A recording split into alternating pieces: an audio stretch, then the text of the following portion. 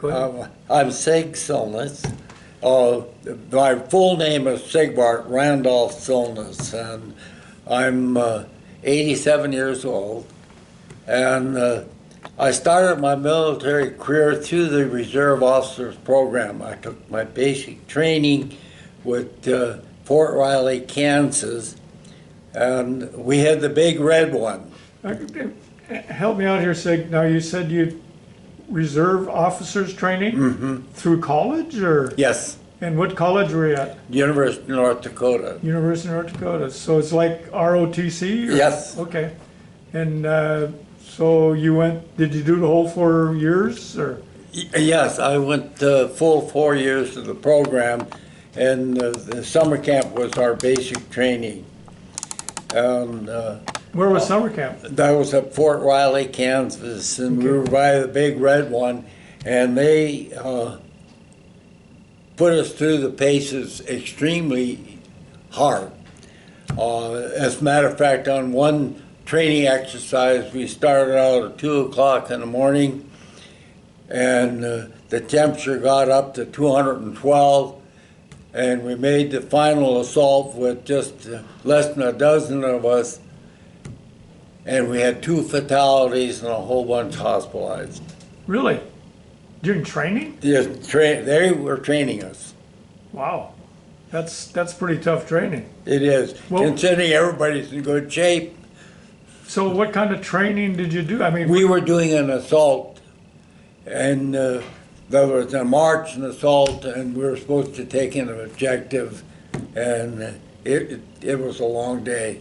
We ran out of water and, of this type of thing. And wow. Yeah, and there are 2 fatalities. Wow. That's something. So how long was the training? that was summer. That was basically 3 months during the summer. And Three went months? back to that was my junior year in the university. My senior year, I was cadet captain of our group, Okay. and I started my military career. The day I graduated, I was to be commissioned, and I had a set of reserve orders for the end of August. I had a job lined up. I went past the colonel's office, and he said, "Come in, I want to see you." And I went in, and he said, "Raise your right hand and repeat after me." And I looked at him and said, "When do I have to leave?" He said, "You should have left." So you had to give the oath? Yes, Okay. I was on active. He said, next thing he said, "You're on active duty." What year was this? That was in 1957. 57, okay. Yeah, let's go back just a little bit. So you're at UND and ROTC. What do you guys do for training for ROTC? We had classes. The military history, military procedures.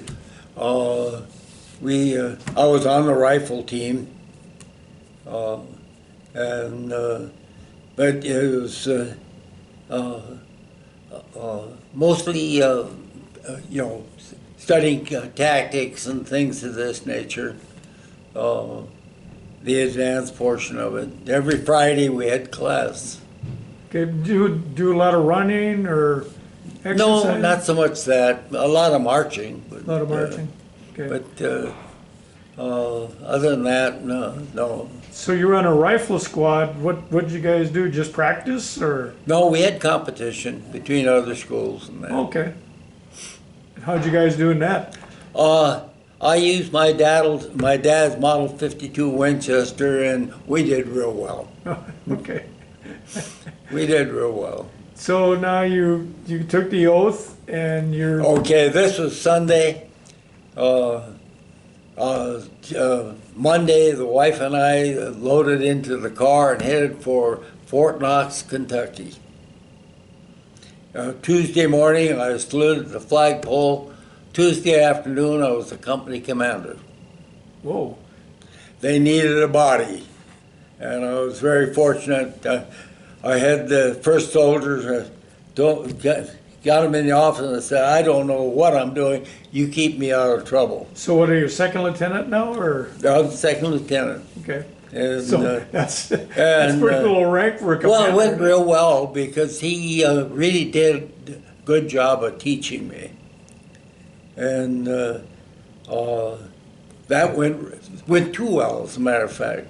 I ended up, when they got the captain in that was supposed to take over the job, and I finished that, they made me commander of school troop maintenance company.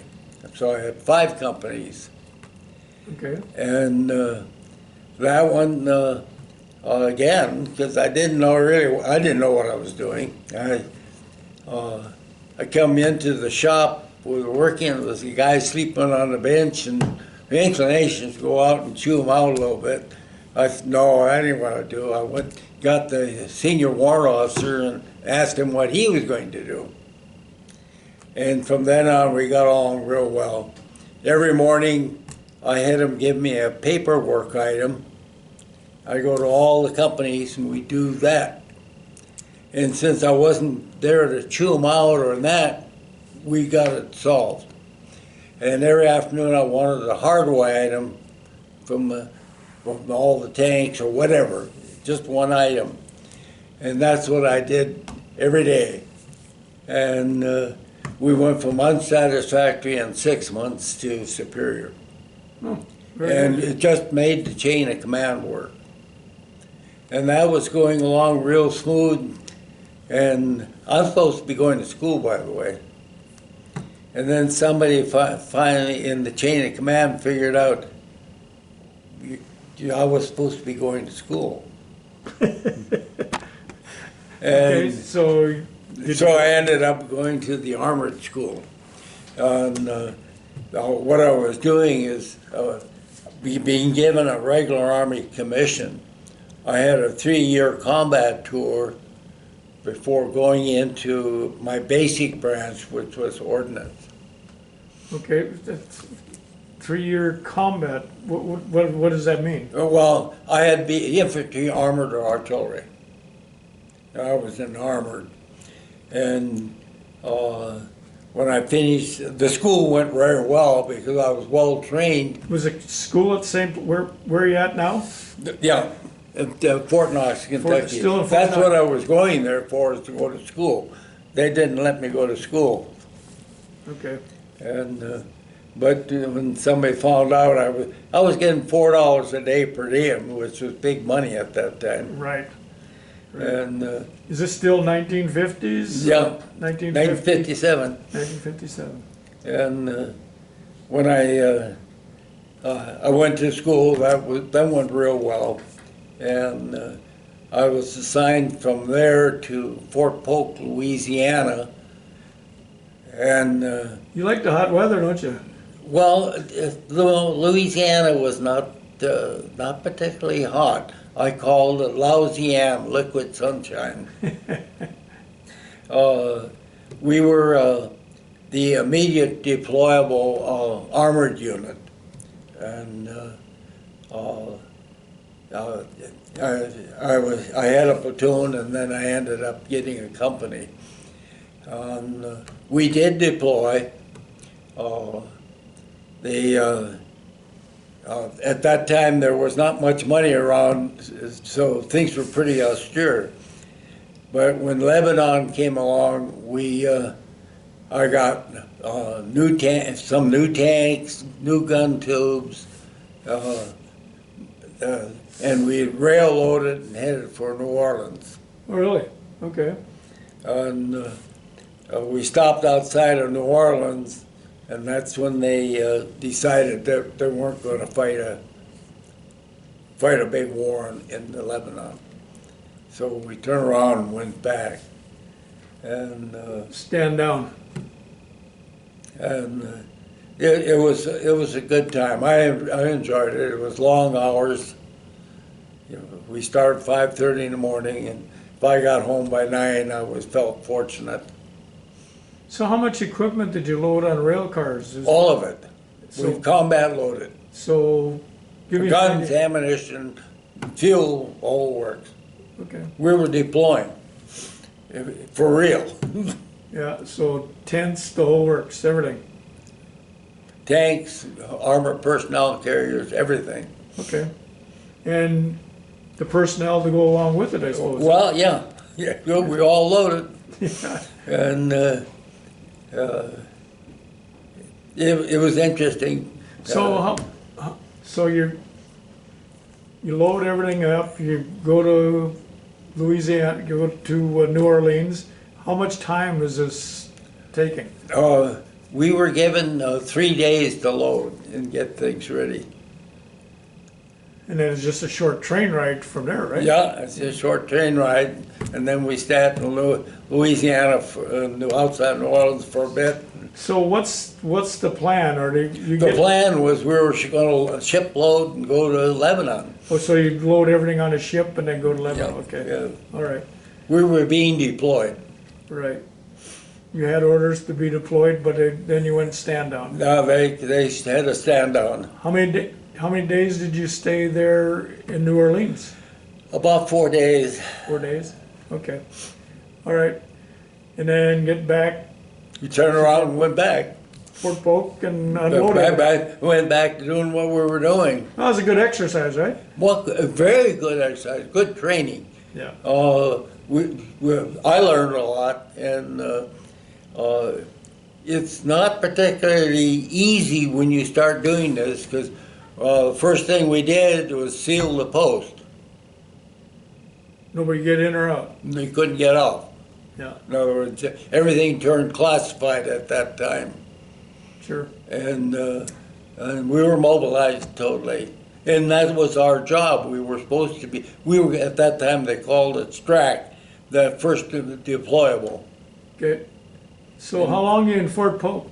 3 years. 3. Oh, so you spent most of your career there then? I spent 3 years there. Yeah. Okay. And at that time, from Fort Polk, I went to the Ordnance Basic Course at Aberdeen, Maryland. Aberdeen. In other words, I went back. I was going to my basic course in ordnance, Okay. and finished the basic school there, and I went to Huntsville, Alabama, part of a special program that they had 12 of us picked out to go through a special training. So when you're in, where was it, Maryland? What? Aberdeen, Maryland. Aberdeen, Maryland. No, it's basic ordnance course. Okay, so what's that entail, ordnance? The ordnance, artillery, armored, my field, basic field is missiles. Missiles. And that's what I spent most of my career in, Okay. special weapons. And What kind of missiles, do you remember? Yes, Redstone, Jupiter, Pershing. I'll go through that in a little bit, if you would. Okay. Because we went to Huntsville, Alabama, I was assigned to Army Ballistic Missile Agency. And my first job, I was working for Stuhlinger, which was one of von Braun's deputies. So I spent a lot of time. I spent time with it, and I met von Braun and all, and had a lot of meetings with them. Very intelligent people. At that time, we were doing Redstone, Jupiter, and space things, and I started then working on the Saturn booster program. Oh, really? See, I'm going to ask you this. A lot of people don't know what a ballistic missile is. What's that mean? A long-range missile from intercontinental missile. That was from the United States to Russia. Yeah. And now you're working on a Saturn. What? Now you're working on a Saturn rocket? Yeah, well, yeah, Saturn booster. Saturn booster, okay. And then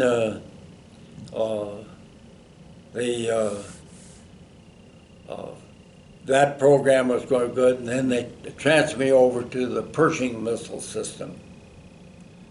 And that was a short-range ballistic missile. And of course nuclear. And went through the development of that. Spent a lot of time at Cape Canaveral doing the test firing and of this nature. Aside, I guess, given a short room task, we were having trouble with the light ion tank around Law, and that's the missile to destroy tanks. And we were having a propellant problem, and I was given with a task force on that to get the problem solved. And if the problem ended up being pretty simple, we had to change the moisture content when they were doing the filling. It went real quick. The contractor and that and working on it, solved basically the problem was solved very quick. So Okay. then I went back to Pershing missile program. And then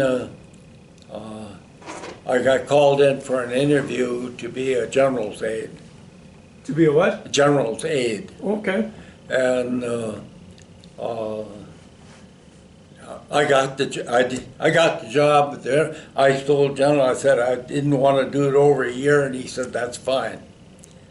And probably the most brilliant person I've ever been around. What was his Just name? absolute General Ziert. He was in charge of the Army rocket guided missiles Okay. system. In other words, we had the corporal and things of this nature, and the anti-ballistic missile agency. That was our big project that we were working on. So while you're this general's aide, what's your rank now? I was the first lieutenant. You still, oh, so now you went from second to first lieutenant, okay. Yeah. And he's brilliant individual. He could go through a book like this and tell you by paragraph what was going on in it. Photographic mind. Oh, yeah. And he could go and say, 3 months ago you told me this. Really? Yeah. Very brilliant and just a tremendous individual. I really learned a lot, and we did a lot of troubleshooting because we were having a lot of problems getting the missiles working. We had 9 straight failures on the Sprint missile, which was the short-range anti-ballistic missile. Okay. And we were getting a lot of congressional problems because of 9 straight failures. Ooh. And but that's research and development. That's what you're doing. Right. We found a piece out in the desert, and we found out what was happening because our birds were going perfect and then gone. And we found that we're gaining a re-entry phenomena on the bird, and it was cutting a control surface, a shaft about 2 inches in diameter, special steel, cutting it right off. Huh. And we did a temporary fix, and got a successful shot going, and then we had to redesign the warhead. So that Interesting. but we did a lot of traveling because there was a lot of problems. We could be on one coast on the first part of the week and the other coast the next week, or we could be in Florida working with contractors. He was a problem solver. So was your wife with you the whole time? Was your wife with you the whole time? Oh yeah, she got used to the idea. I had 2 suitcases, one packed ready to go and one getting ready, go. And one week I came home, I said I'm going to be home all week. And I called her, said the driver's gonna, Monday morning I called the driver's gonna be coming by to pick up the suitcase. We're going. We had a crisis. But that went. Best laid plans, huh? Yeah, that went plans. And at the end of the year, I was released and I went back to the Pershing missile. And where are you at now with the Pershing? and all this is in Huntsville, Alabama. That was my home, my other home. Okay.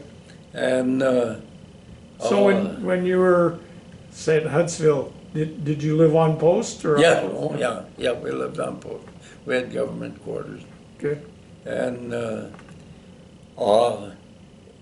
then when I went back to Pershing, I established the ordnance detachment for Pershing Company battalion, and I had mostly contract civilians and warrant officers, and our job was to maintain the missile system and the special weapons. Okay. And we established that, and then we went to, from Huntsville, Alabama, we went to Fort Polk, Louisiana, to, not Louisiana, I'm sorry, Fort Bliss, Fort Bliss, New Mexico. New Mexico. And, Yeah. where we reactivated the artillery battalion. And went through the total development of the activating the unit and working on it. And we did our technical firing out at White Sands, New Mexico.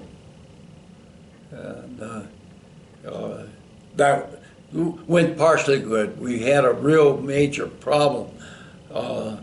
We couldn't get our bird to stabilized. At night, we'd work on it and everything is working fine. During the day, the missile would fail because we're out in New Mexico where 100-degree temperatures were low. And we found out that the test rounds, we had a heat-reflecting paint. So we put a canvas cover over the firing console, and we got it solved, and then they went and corrected the rest, because they went. So you're one of the ones that made these things fly right, huh? Well, that was our job. Is to repair them and get them to work. And then we deployed to Germany. Well, so now you're in Germany. How'd you get there? What? How'd you get there? We went, well, I was the advance party, and the rest of including my wife, went by ship. Really? How did she enjoy that? Oh, she was seasick the whole time. It was a troop ship out of New York, so, yeah, it was interesting, but, yeah, I was advance party, and, We're out in Germany. Where at? We're at Erlangen. It's outside of Nuremberg. Okay.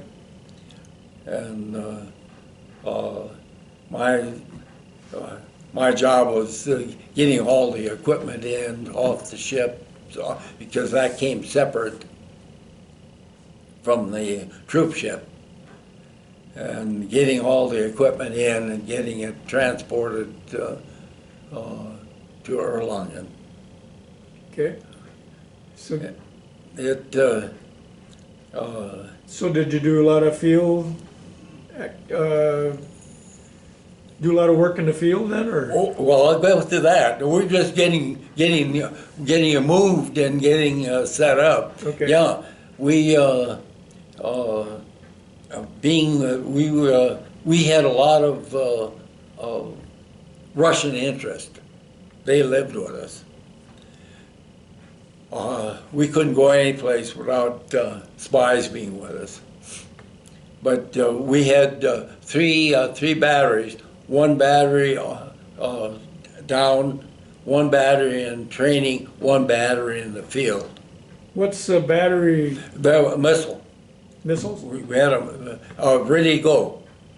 In other words, they were in firing position and ready to fire. Okay. So you set up in the field and What? you set up in the field? And Set up in the, we had one battery in the field at all times, ready to go. okay. One battery down for maintenance and then that. So how long would they be in the field? 1 week in the field. Every week we rotated, and we went to rotated to different firing positions. Okay.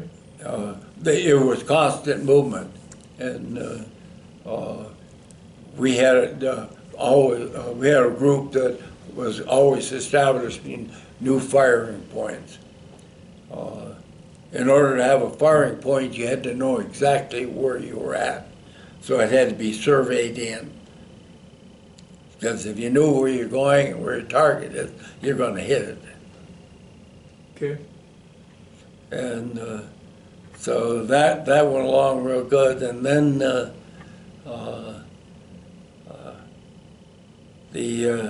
I was then transferred as to the 101st Ordnance Battalion at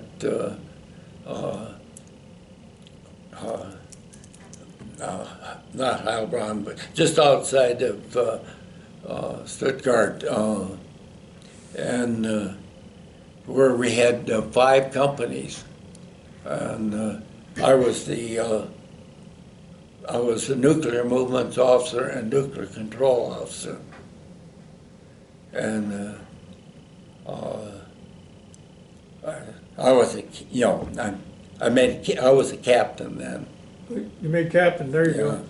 So what were the living conditions like there? What? What were the living conditions like? Oh, in fact, they're good. If the biggest trouble is getting time off to enjoy it. So did you get to tour Europe at all while you were there? Well, I'm sorry. Did you get to tour Europe at all while you were there? Oh yeah. We did quite a bit, and a lot of it because that was part of my new job. Was I was also had 22 pre-stock points, ammunition pre-stock points, war reserve, and which was maintained by 2 Polish labor companies. We had 2 special weapon companies, 2 conventional companies, 2 Polish labor companies, and 5 EOD detachments. It was a big unit. EOD means what? What? What does EOD mean? Explosive ordnance. Okay. They blow up things. Okay. So yeah, that was real good, and plus I had the pre-stock points. So yeah, I covered a lot of Europe. So how many years were you in Europe? Okay, this goes on, and I was the executive officer because the colonel was gone, and I was briefing the 7th Army commander at Hornsfeld, one of our conventional ammunition company, and basically we were having trouble getting good people, and we were at the end of the line of people. In other words, when they had the thing, you screw up, they moved to a new unit. Well, a conventional ammunition company is heavy work, and that was the end of the line. And while I was briefing the 7th Army commander, the sergeant major called me and said I was supposed to be in Vietnam. And what year was this? That was in 66. 66, okay, yeah. And so when I got through with that, he gave me his helicopter to get me back. and went back. And so, yeah, then I deployed to, the family moved, and I left the wife with an empty apartment with a washing machine, a dryer, and a stove in Warren here. And so it was a quick deployment from Europe. So you went to Vietnam? Yes, went the short trip straight to Vietnam. Okay, and where'd you go into Vietnam? We went into Saigon, and I was assigned to the First Logistic Command, and I was given responsibility for engineer equipment and dogs. In dogs? The dogs. Okay. Well, that's interesting because we had to get them. We had to get the dogs, train them, and get them out in the field. Okay, so this is just getting started, right? What? Vietnam's just getting started. It's probably No, it had been going a little. It had been going. Since about 65. But it was we had things pretty well under control during that period of time, and it was. But you had a lot of problems. The biggest problems I had, and I had to develop a program, was small generators. And we had a lot of problems trying to get parts and stuff in country. So I got permission to set up an add-on maintenance unit in Okinawa, and set up transportation where we'd take the generator in, issue one in kind, and then evacuate to Okinawa, and then they'd bring repaired generators back. What type, how big a generators you talking? Most of them 10 to 20, 5 to 10 to 20 kW small generator. Yeah. And but we couldn't get parts and skilled people in country. We're having a lot of trouble. And that worked out real good. I got accommodation for that one too. Oh, good.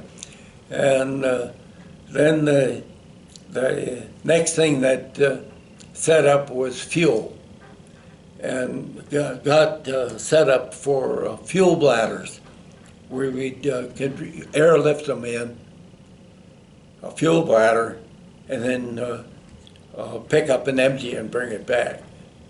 But we could drop them in so as the troops moved, we could airlift a fuel to them. And that I got a Bronze Star out of. Ah, good. That one, we had a lot of things. Water purification sets were terrible. But yeah, so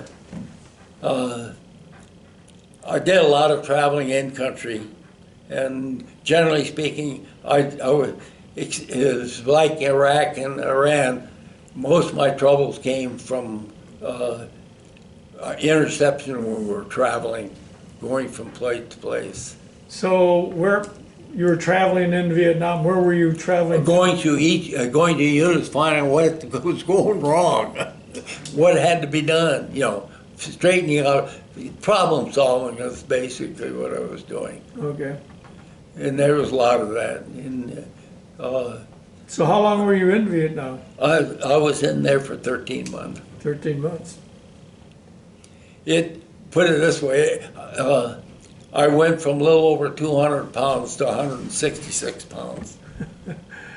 Food wasn't great, huh? What? Food wasn't great, huh? Well, food and no sleep, basically you're working. Yeah, yeah. So, what else happened in Vietnam?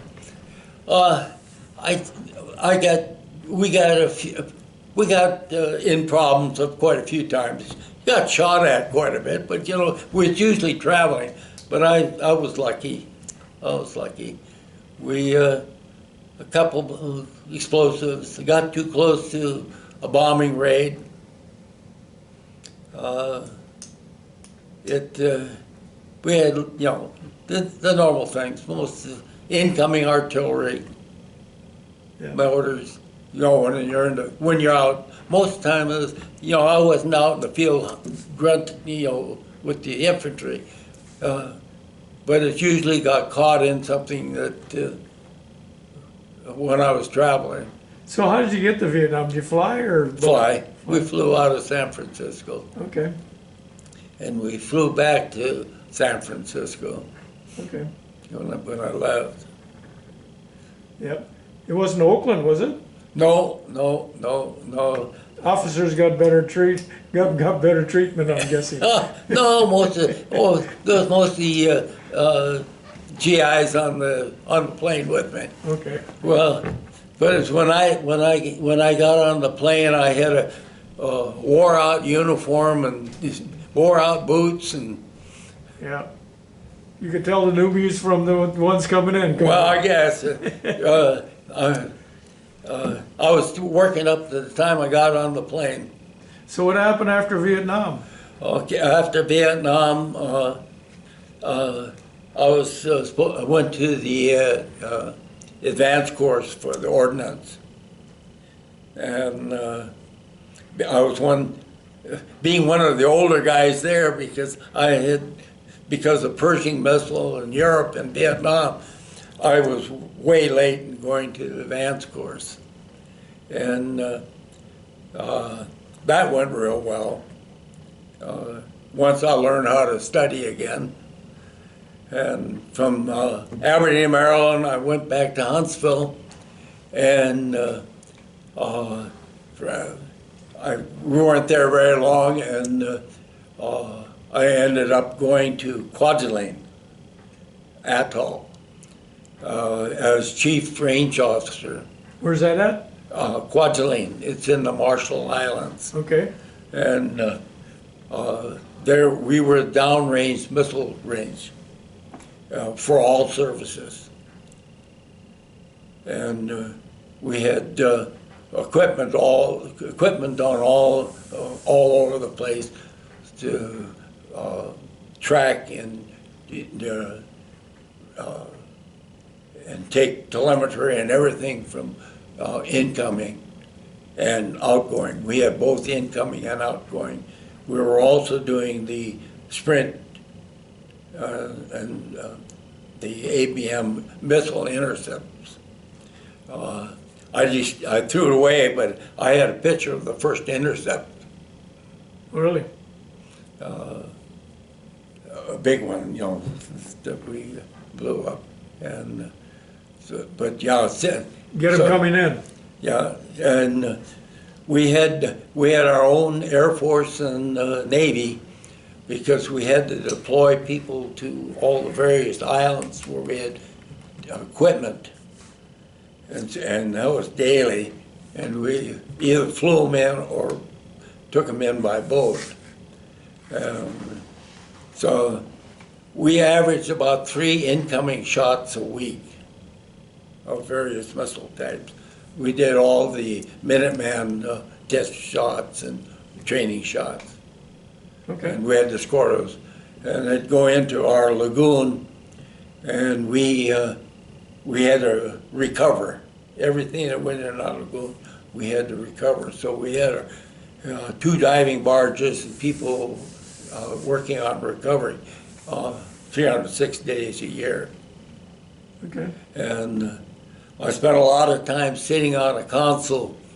You've seen the pictures of you got a console in front of you, and what are you going to fire or not going to fire? Yeah. So I spent a lot of hours doing that on special shot, and it was extremely interesting because we had equipment on Johnson Island, and I covered all those because I had to go to them, and Midway and those islands. So I got to see a lot of islands. Nice. By the way, Yeah. Kwajalein was a big place. It was 3.5 miles long and 1.5 mile wide. And from our quarters, I could see the ocean out one side and the lagoon out the other. And We had a beautiful beach. At 200 feet, you didn't need diving. You didn't need a light. The water was that clear. Clear. We had 22 ships sunk in our harbor, including the Prince Eugen, German pocket battle cruiser. Really? And so did a lot of diving. I could leave the office and make a ship dive and be home for supper. So your wife was with you there too? Oh yeah. Wife and family. Oh, good. Yeah, we didn't have TV. We had Quads TV. I had a 500-gallon saltwater aquarium. Yeah. It was. We go to Hawaii for shopping. Really? We didn't go for the beach. We was going for shopping. So how far was Hawaii away? 2,000 miles. Oh, really? We're halfway between Australia and Hawaii, 8 degrees off the equator. Okay. So we had 80, 90 degrees the year round. From Kwajalein, I went to Korea. The family was back here, and I had a special unit. I had mostly captains and majors and doing what we were doing. And I did that for quite a while, and then we went joint with the Air Force. So I had to set up a training program, and we moved from Korea to Japan. And so I could have stayed there, and I said, no, I didn't want to do that. I had enough of that. So we came back, and I was assigned to Huntsville again.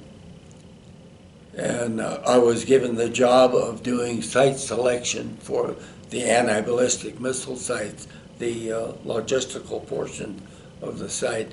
We had 22 sites, so I had a team coming in from all over the country under JCS control, Joint Chiefs of Staff control.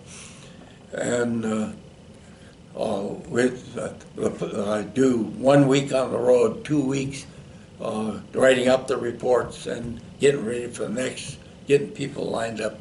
And we're doing the site selection. And What's your rank now? Hmm? What's your rank now?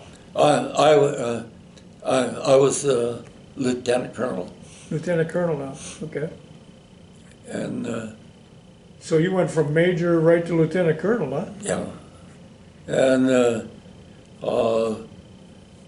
when we finished that portion of it, I was assigned to North Dakota, the ABM site, Oh, okay.